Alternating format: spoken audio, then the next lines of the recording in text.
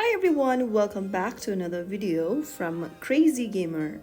In this tutorial, I'm gonna guide you through how to log in to your Township account.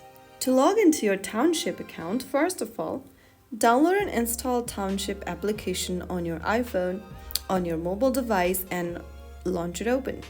From the main home screen, go ahead and tap on the hamburger menu icon at the top right corner and click on the gear button in the expanded menu. Now you will see an option that says sign in with Facebook. Simply tap on it and then make sure to enter your Facebook account's credential to sign in with your Facebook. Tap the continue button and enter your credentials. Go ahead and type in your phone number or your email address associated with Facebook. Also make sure to enter your Facebook account's password and tap on login.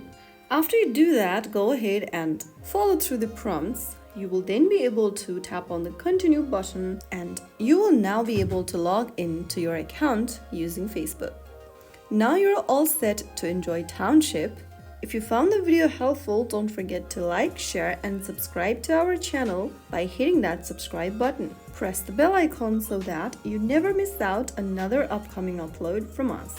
I'll see you in the next video. Stay tuned till then.